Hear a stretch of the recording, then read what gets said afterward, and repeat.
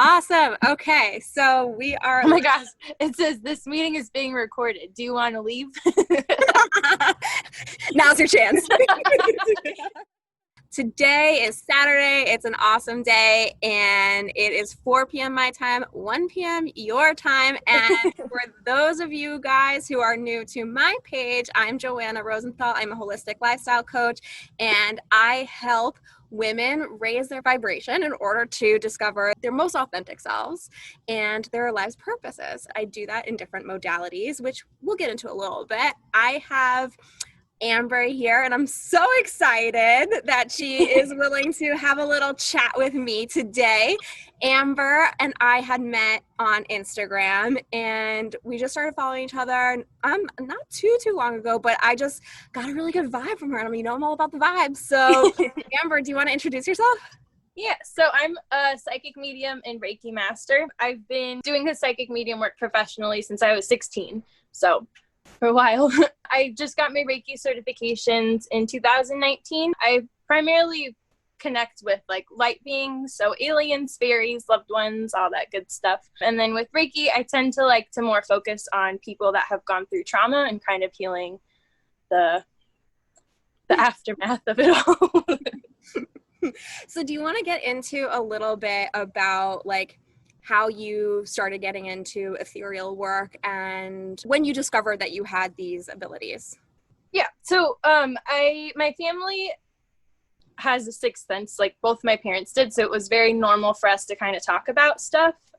We had a poltergeist when I was 2. And that is something that like I still really remember. There was like this monster girl under a table, and it like scarred me for a long time. But it's just something that's kind of always been there. I had a lot of fear surrounding it, so I didn't dive too much in it. I was more in like the world of fairies and stuff like that, and angels and things. And then when I was 16, I met my mentor, and things happened actually pretty quickly. So I started offering readings professionally very soon after. Awesome. So it's kind of always been there. So you've always had like you never had like enough trauma or people shutting you down when you were younger. So your third eye essentially has always been open. Yeah. What do you have like any recommendations for people who are trying to tap into their sixth sense? It's really important to just trust yourself and trust your instincts and trust what you see. I think everybody, no matter how long you've been doing this stuff for, there's still a sense of like doubt or distrust, like, oh, it was just the wind, or like, oh no, I'm just hearing things, but you just gotta trust it. And the more you trust it, the more like obvious or clear it'll come to you. So it's really it, just trusting it and just allowing yourself to find like a state of calm and peace so that you're able to properly like bring in all the messages. Awesome. And do you find that if you aren't in a state of calm and peace, it would either like attract like another type of being or soul or whatever you choose to call it, or do you know, or is it like you're shutting off your abilities if you are in kind of a state of fear, for example? So with universal or source energy or whatever you want to call it, like attracts like, so it's not like magnets where it's opposite, so if you're scared and feeling fearful, then you're going to attract scary, like freaky things, that you don't want. So if you keep your mood and your vibes high and just try to stay happy and calm and peaceful, then you will attract wonderful people and wonderful beings and stuff like that. If you keep your frequency low, higher beings will have a more difficult time connecting to you. So you're just going to be kind of there with the weird, like the dark things that are better off not being around you. I just had this like really cool experience as you were talking.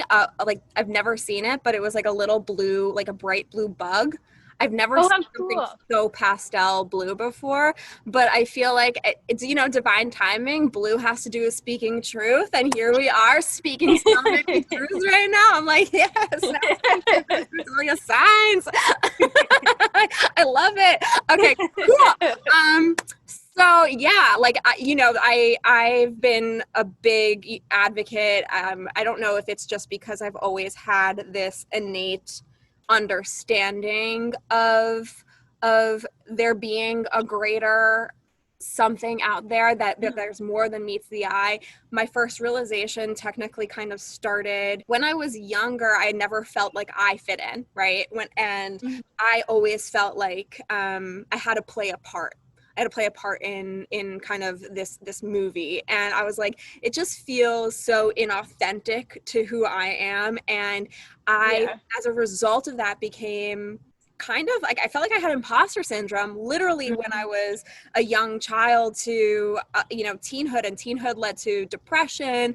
And I mean, there were granted a ton of different facets and factors that had gone into my depression, amongst which were food, tough like friendships, relationships, and just different statuses. So as a result of that, I shut myself out of potentially there being more to the world than what we see.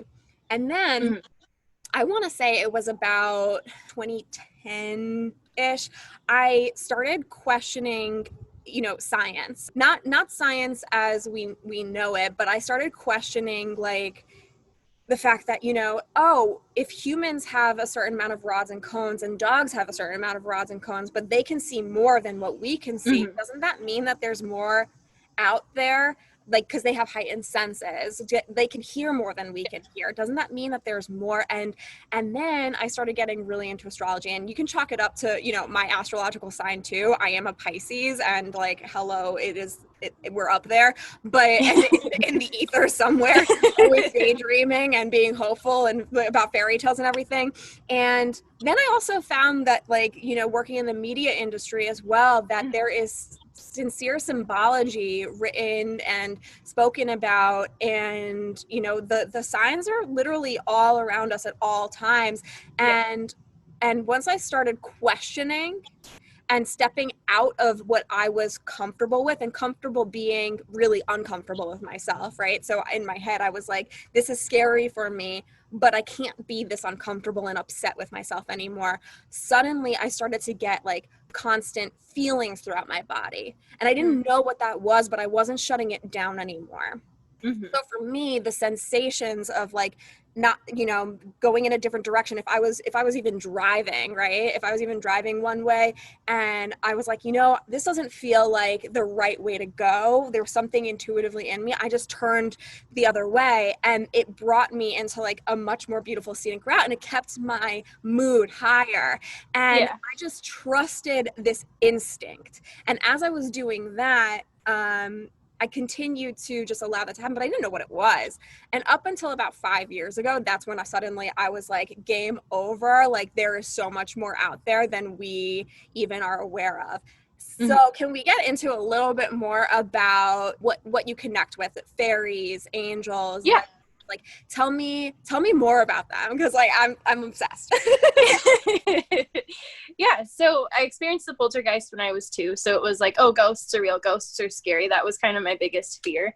When I was 4, I saw my guardian angel. I was laying in bed, and we had one of those like little bumpers at the end of the bed so I didn't roll off. And I saw this big wing literally like start rising from my bed. Like, it was glowing, and it was so detailed. Like, it's like stained in my memory. You could see the indentations and everything, but it scared me, so I screamed, and then it went away. But it was like a really powerful thing, so then I was really into angels. My mom worked a lot with angels. I would hear stuff a lot, so I could like talk to them, or like if I felt uncomfortable, then I just asked for their like protection, whatever. Very shortly after that, I started connecting with fairies a lot. I was absolutely obsessed with fairies. Growing up, I would like tell everybody about fairies. Childhood was a little rocky, where my parents were like, they ended up getting divorced, but they would split up all the time. And then I was molested, and it was just like this like nightmare of stuff. So I had this like fantasy of like, oh, I want a fairy godmother to just like come and take me, Their world was always more of like a comfort to me. It was like a escape from everything, When I was a kid too, I started to astral project to different planets. I didn't know at the time that I was astral projecting. My mentor actually confirmed it later. Can you explain what astral projecting is for people who don't know? Yeah, so astral projecting is basically when you're I guess, soul body travels. So you will see and experience like a whole nother environment. It could be somewhere like I could astral project to wherever you are right now and like talk to you, or like I could go to Jupiter, you know, you could kind of go wherever you want. So I started I guess befriending different alien collectives. I became more open, I guess, to energy beings. I would feel like at night when I'd go to sleep, I'd feel my great grandma like sit down on my bed and watch me, or like when my cat passed, you know, I'd feel my cat jump on the bed. But it was just more like monsters and like spirits that scared me. But again, when I met my mentor, she kind of taught me that like, oh no, it's all good. You have free will, you're in charge, like everything's good, you know. That kind of veered me into working with a lot of lost spirits who typically were murdered and needing help passing on. My dad and I would kind of like partner up to help pass them over. And then we also got into house cleansing. So we would fight like a lot of like more like dark demonic kind of energies, which has actually taught me, I think, a lot about the fact that even the darkest energies can like raise their frequency and kind of transform into something beautiful instead of something so heavy, you know. Awesome. So that actually, so many fun questions that I like keep coming up with. But I also want to talk about the concept of raising a vibration. Now, you know, in spiritual context and even in physics, they talk about source energy, right? And source energy being the omniverse's energy, one energy in and of itself. Now, if you're raising like a dark energy's vibration, and we're all technically in equilibrium, does that mean something else is neutralizing somewhere else that might be higher? Like, does that make sense? Like, it's like kind of like a seesaw? Yeah. I honestly have no idea. Because source energy is so pure, the way that I view it is kind of like as a collective, or as a collective unison, you know, we can kind of all raise together. I don't really necessarily think about the other side to that, so I'm not sure, but that's a great question. Yeah, I was just wondering, because everything is, like, you know, supposed to be in perfect harmony. However, you know, again, as we get into quantum physics and quantum theorem, like there is conversation as we are, you know, in 2020, and we're starting to see clearly, and we're ascending because of, you know, you look at the Schumann resonance of the earth. I mean, there's so many different factors, and it's like too many deep topics that we could get into right now, but I'm trying to keep like a one track mind. But as we continue to raise our vibration, and we are one, right? We are one. That, you know, in my head, I almost feel like as we enter 5D, fifth density, for everybody who is interested, like highly recommend looking it up. But as we enter 5D, we're still going to experience polarity and bipartisanship, right? Like we're still going to be experiencing light versus dark. It's just going to be a higher vibration, right? Yeah, and I feel like what's important to realize too is that even the darker like energies or whatever, you know, are still part of source. Like it's still part of, again, it's like you don't learn anything when you're comfortable. You need to go through some kind of like uncomfortability. So even though it is darker, you know, it's not bad. It's kind of more of a lesson. I feel like, as this is what I've experienced myself and with other people that have gone through trauma, like as you grow yourself, you're able to face a lot more, and you're able to a lot more is able to kind of come to a head so you can release it. So I feel like that balance will kind of happen, where as we raise our frequency, things might start surfacing even from past lives that we haven't been strong enough to deal with previously, you know. So it might seem bad, but it's not. It's like a learning opportunity to then kind of push us, you know. I feel like it's just like a cycle that just keeps going up. That's exactly what I tell my clients. Like I'm always such a fan of understanding that if life was all happy and like what we deem as high vibe, then we would also be pretty bored, because we'd be complacent in everything. Like we wouldn't know what good is if we didn't have not good. Hold on 1 second. No, they wouldn't be alive without something happening. Sorry, my family dog is like having serious FOMO of everyone else being inside, so she's constantly trying to go in, and they're let her in, but then she wants to come out. So there's like people opening and closing doors all the time right now. So anyway, life. So yeah, this is awesome. I love that you're sharing this. And my ultimate goal is for people to realize that there's much more than meets the eye, and it's so important to not just cleanse yourself, but to consider all bodies as kind of this force, this one, like the singular force. But we all have to kind of be in it together and recognize that it's okay to feel uncomfortable. It's okay to be triggered. It's okay to be scared. But instead of there being fear of being scared, right? It's about understanding that it's teaching you something. It's a lesson. Life is, we come down onto this planet to learn and to understand and to remember. And I think it's really beautiful that so many people are starting to remember who they really are right now. And we could save that for another day too. so you started seeing fairies at around the time where you were like, oh, I want I just want comfort. I want like a fairy godmother during these darker times, right? Especially in high school, I remember like if I was having a hard day or something, I would go into my room and there'd be like fairies everywhere, and it'd be like literally like my own little like private little family, in my room. That is so cool. More recently than not, there are occasions where I'm actually able to visualize, and I've definitely astral traveled before. It happened mainly these past couple of years for me. A few years, actually more than a few years into me really cleansing my physical vessel. And once I was able to do that and move through really deep current life and past life trauma.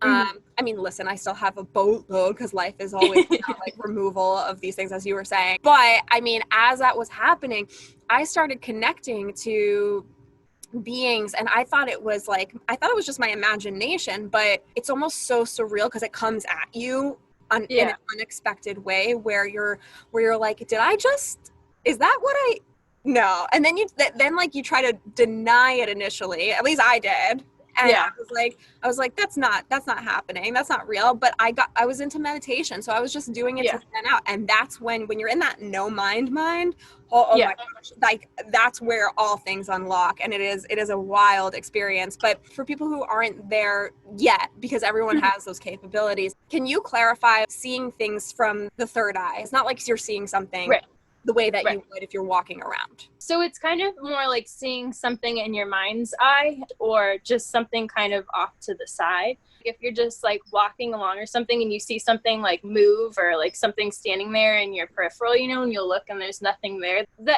energy world more kind of lives on the in-between. So it's not like directly in front of you and it's not like directly invisible. It's in this weird in-between, which is why meditation helps, because you're just kind of like a blank canvas to kind of start seeing things kind of like in arm's reach, as you strengthen your third eye. And everybody's kind of different in the way that they kind of perceive things, because sometimes I do, like the angel I saw was very physical, so there could be things that do come very physically, or like people will see like a see-through person, but it takes a lot of energy for a being to do that, so it's a little bit more rare. That's why trusting yourself is so important. It's like maintaining that like childlike mindset. You're just using your imagination, and like, who cares if it's wrong or if you're making it up? Just go with it. It just makes it more interesting anyways, just pretend. Life would be boring. Life would be boring if you didn't have some fun and play time.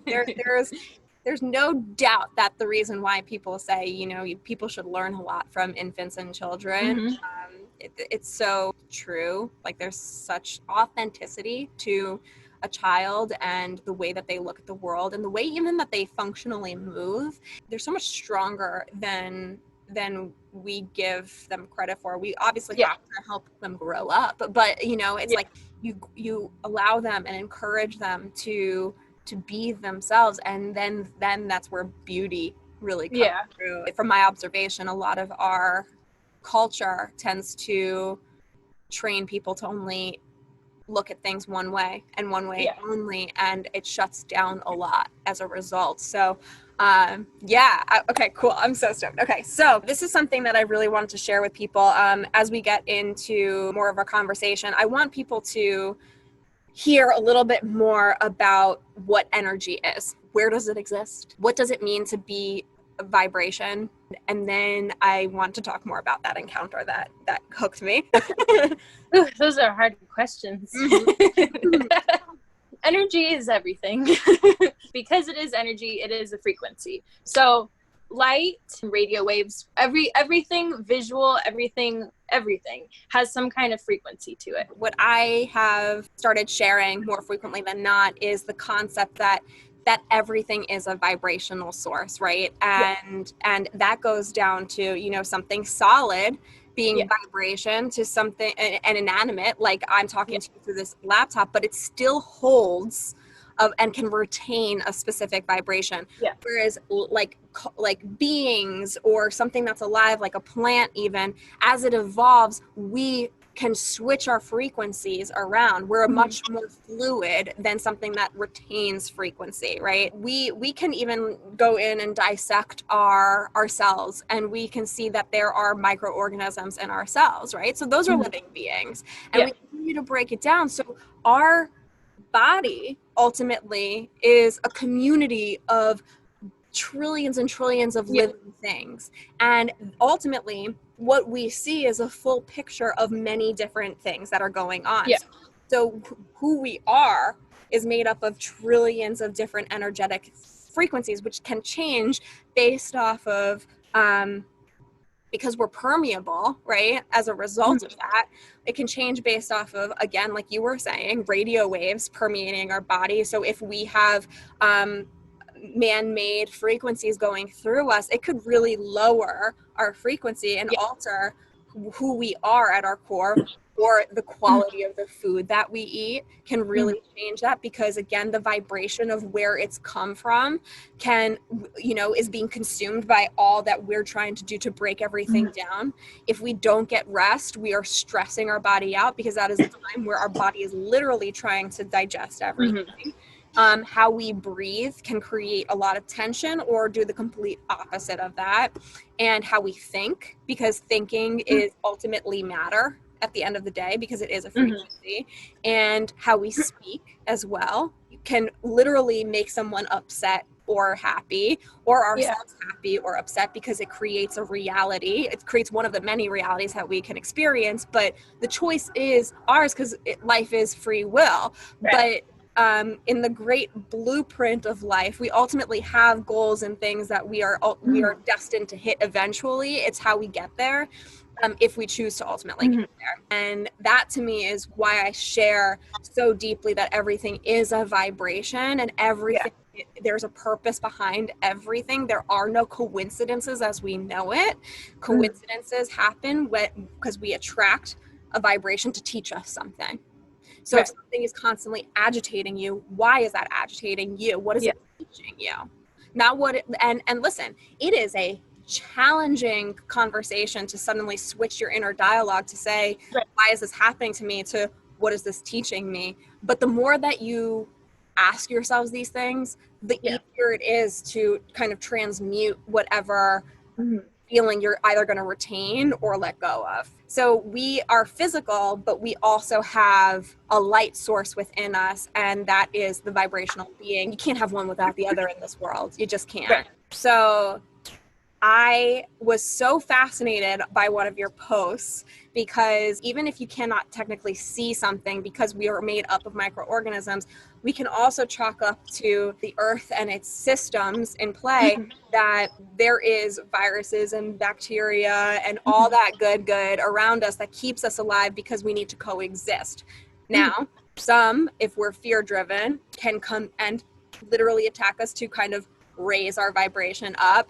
Or if the choice is ours, if we choose to not, then other things might happen. And as I was literally, it was like kismet at its finest. Like I was like so stoked, because I was thinking about this in my head. I was like, there's gotta be a way to share with the world how important it is to understand how all systems are connected, and what we can do in this moment to continue to raise our vibration with something as scary as this specific strain of a virus.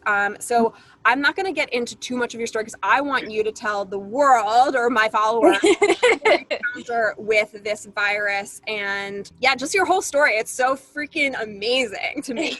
So shortly after the lockdown in Los Angeles, I started seeing this like cloudy gray entity that was usually following somebody on the street. It almost looked like a Dementor from Harry Potter a little bit. The person that it was following usually did not look very well, so I was like, is related to COVID a little bit. When you first saw it, it was following somebody else? Yeah, it was following somebody on the street, literally following behind them, like as they were walking. So there was one day in particular, I felt like something was off and I wasn't sure what was going on. And I had to go do something and I was confronted by one of these dark gray, it was just like coming at me, you know? And I was trying to kind of get a read on it to just confirm if it was the virus or what exactly was going on. But it was just a hostile and like, it didn't want to talk. So I just was like, I ain't got time for this. I'm very yeah. So it's just like, hey, leave me alone, go away, you're not welcome, whatever. It went away, turned around, all was good. As more businesses started to reopen in June, I kind of had the same thing. I had to go out for a job, and the second I got in my car, I started kind of freaking out, and I wasn't sure if I thought something was wrong with the cats, or like I don't know, I let the door open or something. I felt like I should turn around, but I heard my guide say like, no, it's okay, everything will be fine, keep going. So I went, and then I came back, and as soon as I got back home and walked in the door, I felt like something had come in with me. And I would say probably like 10 minutes after I got home, it felt like I like hit a brick wall. Like I immediately started feeling so sick and my chest started hurting, like it hurt to breathe, and I was like, what the hell is going on? It literally happened like immediately. So I was scanning my energy field and I found this big like black tar blob thing that was very large that was on my energy field, and it felt like the gray misty beings that I had originally seen, but it was some weird like heavier variation where like instead of being a mist it was just like heavy blackness, you know. So I basically did the same thing where I was just like, leave me alone, go away. I tried to Reiki my field a little bit to push it off. It took a little while. Actually, it was kind of difficult to get it to leave, but I did, and it was fine. So I went to bed, and I woke up in the morning, and my mom had actually sent me a text message because she was worried that I had been vulnerable to the virus or something the night previously. So I called her and was like, we were talking about it. And I thought that was cool confirmation because it was like, I had a feeling, but it's nice getting somebody else feeling the same thing, you know? But later that day, I started to feel the same way where my chest was kind of hurting again. And I just felt a little bit sick, not as bad, but still very prevalent. So I scanned my field again and I found these little black beads, specifically in my chest area. They're just like these little black beads everywhere that were basically remnants of the big being that I had fought off the night previously. So I started sending Reiki energy to them, and I felt the need to listen to 432 hertz to just kind of help raise the frequency up. And very immediately, I saw them start to detach, but as they detached, it would be like this line of light that started like shooting out. So as they were leaving, it was basically like revealing the path it had taken into my body. So any energy I had could start healing any damage that they may have caused. And then I got this overwhelming feeling of guilt and sadness. I literally almost started crying. And or the entity from the being. From the being. So I have empathy is one of my strongest gifts. So if there's like feeling something, then I feel it very strongly. So I started feeling that, and I was like, oh gosh, like they're literally like trying to apologize for coming into my body, you know. They were basically using our it's almost felt like parasitic almost, where they were kind of using our bodies to benefit them, but at the same time trying to force us to raise our frequency, because the only way that essentially the only way to get it to come off is if we raise our frequency a certain level. Otherwise, I mean, if you give into it, you give into it, and that's it, you know? And I thought that was interesting because I feel like it's not necessarily like a good thing. Obviously, it's caused so much damage to the world, you know, but it's like that example of there's good and bad, where it's like, well, at least it's like forcing us to keep our frequency up, so that if, you know, if we're too heavy, it'll attach to us easily, but if we stay high, you know, it'll just like pass through fine. Mm-hmm. So how, because there was one piece in there that I'm interested in hearing a little bit more about. You said that in some ways them coming to you is benefiting them, or yes. So because it is a virus, it is still, I mean, it's doing what viruses do, and that's just how they survive, by like taking our cells and like making them a virus and whatever. Is this like cohabitation kind of thing? But its goal too is to kind of teach us a lesson at the same time. It really just wants to be respected.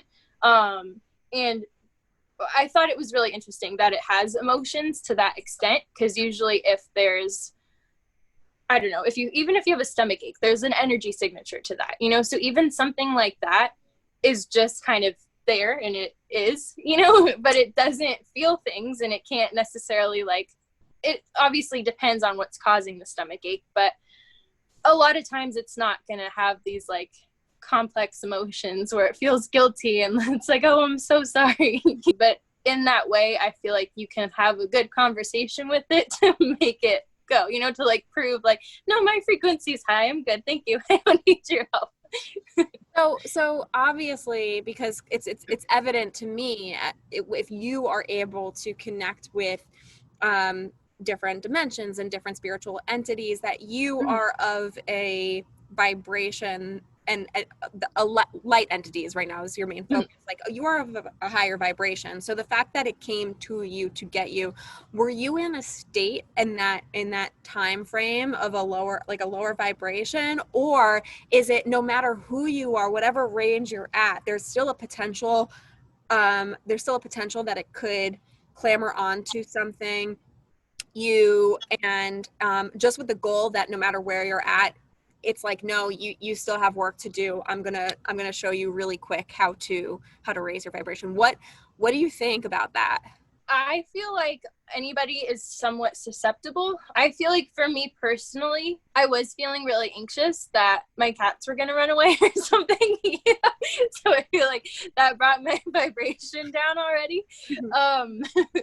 But also I believe that we experience things for a reason. So even if you do have a high vibration, I feel like this was a very profound experience for me, you know? I know that I have the tools to remove it, you know? So it's like, I know it won't necessarily do any harm to me, but I gained a lot of information that I would not have necessarily otherwise, because I wouldn't want to communicate with like something that seems so like dark and, you know? So I feel like if you're meant to have some kind of experience with it, then you will. I feel like that just depends on the person, no matter what frequency you're at. It actually seems like you were able to get rid of it quite quickly, all things considered, because you were able to connect with it so easily. This is so cool to me. So you've definitely had encounters, like psychic encounters with other strains before, right? With other strains of COVID, or just of anything? Just of anything, of any virus and bacteria or oh yeah. And those strains just don't have an emotional attachment to them, right?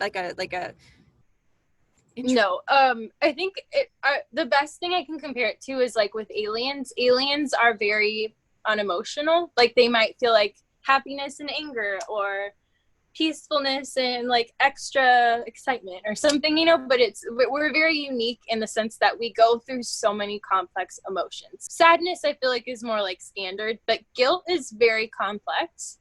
And I've never necessarily felt sadness from a bacteria or a virus. It's more just like, you need to go, and it's just like, I don't want to, okay, you know. It's like more like neutral, but that was very complex. So I don't even know. It's such a unique virus, I feel like, with such a unique mission. Mm-hmm. But I also feel like this year has obviously like forced us to go through so many transformations, you know? So it only makes sense that there's this like weird emotional virus out there. Mm-hmm. But I think it's also important that, like, despite the fact that it is a bit intense and a bit unique, at the end of the day, it just wants to be respected. And I feel like it's important for us not to face it with fear, because if we're scared of it, it's like if you have like a like demonic being in your house or something. If you're scared of it and you're like, oh no, don't take me, it's gonna take you or something. You know what I'm saying? Yeah. Not to make light of it, but literally, but you know. Yeah. So you need to, it's nothing to be scared of. I feel like because it is emotional, it's almost like more capable of being persuaded to leave. It just wants to be respected at the end of the day, you know? Okay. Yeah, interesting. This is really cool. And aside from, you know, aside from sound frequency, what are other suggestions that you might have for people who are having experiences right now, or, you know, potentially in the future? Just due to the nature of the virus and due to the nature of the world right now, I feel like it's really important to look at yourself and figure out what you're holding on to, what toxic patterns you're holding, what just very have like a very like specific dissection of like how you work and all that stuff.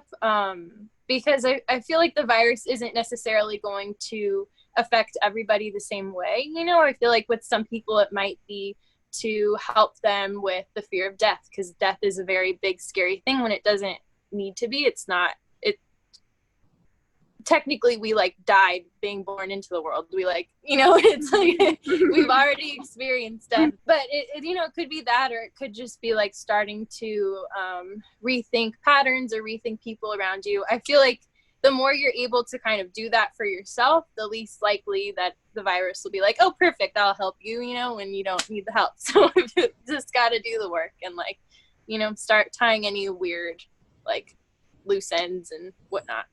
Yeah, and just to add to that, you know, I would say that's beautiful advice. I think that many people are going to really appreciate hearing that it's really important to start analyzing and taking action, and Yeah. in a very self-compassionate way. You know, Yeah, absolutely. you can't be angsty about it, and understand, you know, so long as you, wherever you are in life, as long as you are taking steps to break patterns that don't serve you anymore, Yeah. I think that's one of the best things that you could possibly do, not just for it to serve the circumstances right now, but to serve yourself and your highest self. Yeah. And yeah, that's something that I love sharing with my clients too. I mean, listen, it depends on where you're ready. And Yeah. for me, when I'm working with clients, and like people are coming to you for some really deep work, and I think that's so freaking beautiful. For me, there's a lot of deep work that's going on emotionally with my clients, Yeah. mixed with understanding how to tweak their lifestyle to attract higher vibrational habits into their life also. So it's I'm so stoked that we have been able to do this, and I kind of want to leave it on this one, but I definitely I'm so looking forward to potentially doing more with you, because I feel like this is so freaking awesome. And yeah, if you guys are interested, I'm going to tag Amber's handle below, and she, as you can tell, she's awesome. So I am really excited. Oh no. Sorry. My battery. It's like, that's a sign. She's gotta be. See you later. Yeah, no, if you're interested, I'm going to tag Amber's information below and send either of us a direct message, because we're on this planet to help each other. We're on this planet, no matter what our views are. It's a very intense time right now. We're one. Yeah. And we have to help bring each other together and show each other love and light. And so if you're interested in doing the deep work and changing things up, and healing and being able to prevent any type of permeation or drastic permeation from something as serious as COVID, then now's the time to really do it. Now's the time, Yeah. because it's, you know, it's It's gonna happen. yeah. So thank you.